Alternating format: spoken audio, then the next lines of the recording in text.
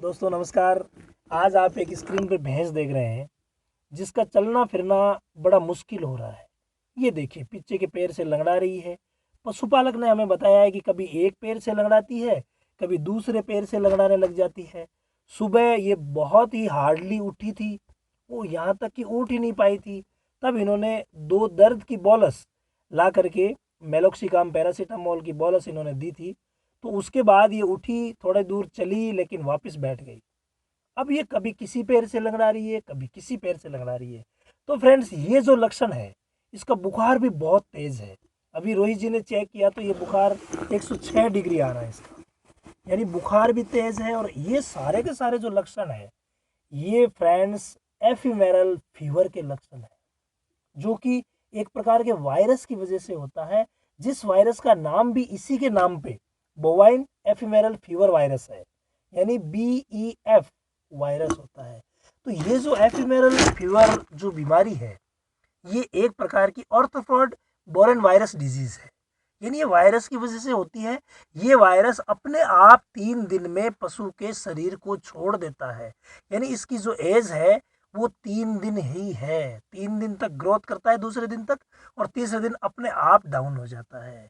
इसी वजह से इसे 3 डे सिकनेस भी कहा गया है, यानी 3 डे फीवर, 3 दिन का बुखार।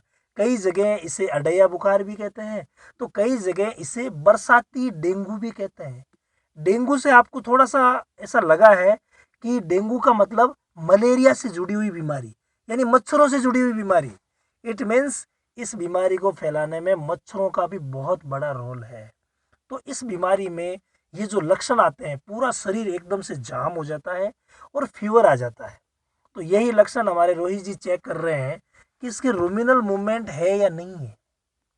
तो रूमिनल मूवमेंट इसमें नहीं मिलेंगे।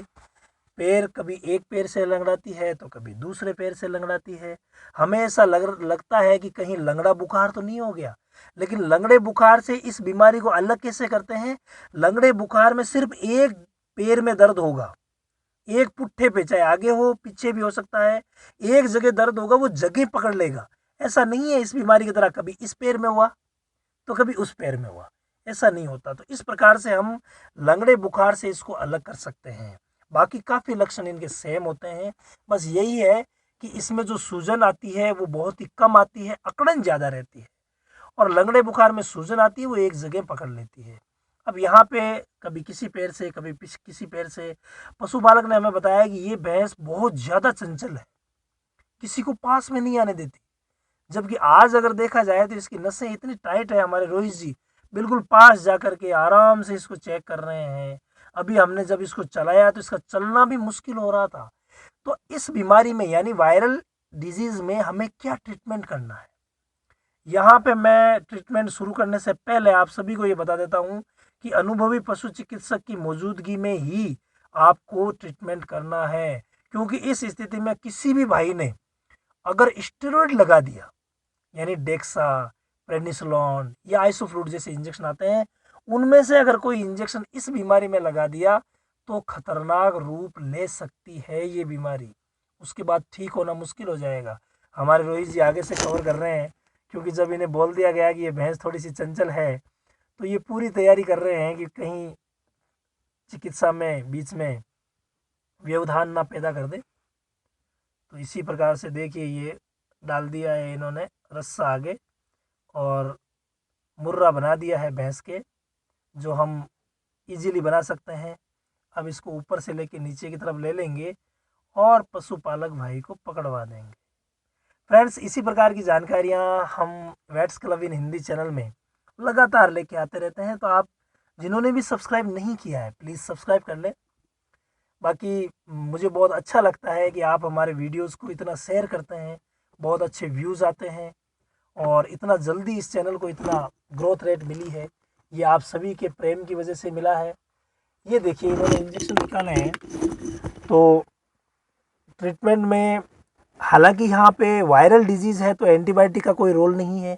यहाँ पे मुख्य काम करता है दर्द निवारक इंजेक्शन, जो जोड़ों के दर्द को भी कम करता हो। लेकिन सेकेंडरी इन्फेक्शन को हमें रोकना है। टेम्परेचर बढ़ा हुआ है, इसलिए हमें एमोक्सी क्लोक्सी, यानी एक नॉर्मल एंटीबायोटिक भी यूज़ करना है, क्योंकि नॉर्मल एंटीबायोटिक यूज़ करना ज़रूरी है, ज़्यादा कोई हैवी एंटीबायोटिक की ज़रूरत नहीं है। इसीलिए रोहित जी ने यहाँ पे एमोक्सिक्लोक्सी यूज़ किया है, एमोक्सासिलिन और क्लोक्सासिलिन। 20 ml का इसमें डिस्टिल वाटर आता है जो इन्होंने निकाल दिया है। अब वायल में ये 20 ml डिस्टिल वाटर डाल देंगे, बिल्कुल, और बुलाया है सहायक को हिलाने के लिए। ये इसको अच्छी तरह से हिला लेंगे जब तक रोहित जी दूसरा इंजेक्शन तैयार करेंगे। तो दूसरे इंजेक्शन में इन्होंने इंजेक्शन लिया है कीटोप्रोफेन। कीटोप्रोफेन फ्रेंड्स दर्द, सूजन, बुखार के साथ साथ जोड़ों का जो दर्द होता है वो भी ठीक करता है।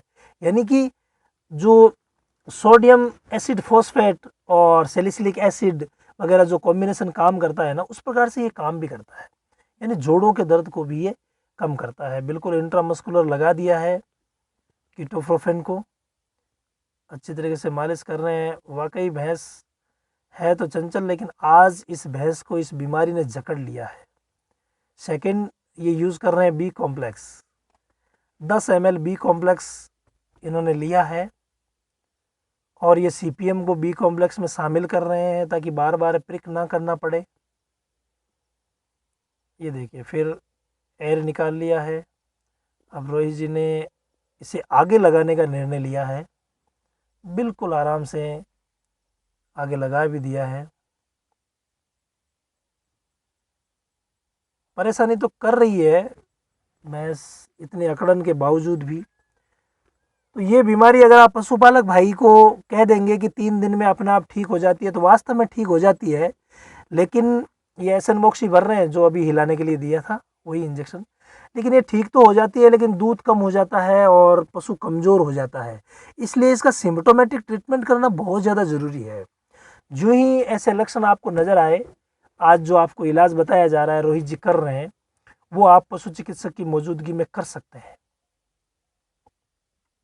बिल्कुल, ये देखिए इंट्रामस्कुलर इन्होंने एसनमोक्स लगाया है। बिल्कुल, दर्द की बोलस जो है फ्रेंड्स, पशुपालक भाई अगर मेरा वीडियो देख रहे हैं तो दर्द की बोलस इसमें बहुत अच्छा काम करती है। जैसा कि ये जो पशुपालक है वो फौजी साहब है, इन्होंने दर्द का इंजेक्शन बोलस दे दिया था। अब ये इंजेक्शन ले रहे हैं विटामिन B1, B6 और B12 है। इसमें नर्वाइन टॉनिक बहुत ज़्यादा ज़रूरी है।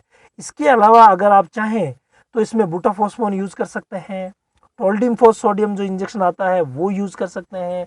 इसके अलावा कैल्शियम का इंजेक्शन भी यूज़ कर सकते हैं, क्योंकि इसमें हाइपोकैल्सीमिया भी होता है, तो फॉस्फोरस की भी कमी होती है। तो सपोर्टिव ट्रीटमेंट में हम ये ट्रीटमेंट भी आराम से यूज़ कर सकते हैं, एकदम से अच्छा रहता है। इसके अलावा किसी भी सूरत में आप स्टेरॉइड ना लगाएं। अगर स्टेरॉइड लगा देंगे तो ये जो सूजन आ रही है वो एक जगह पकड़ लेगी और बहुत बड़ी परेशानी हमारे पशु को हो सकती है। ये विशेष ध्यान रखें। जो भी मेरे जूनियर साथी हैं, इस बात का विशेष ध्यान रख के काम करें।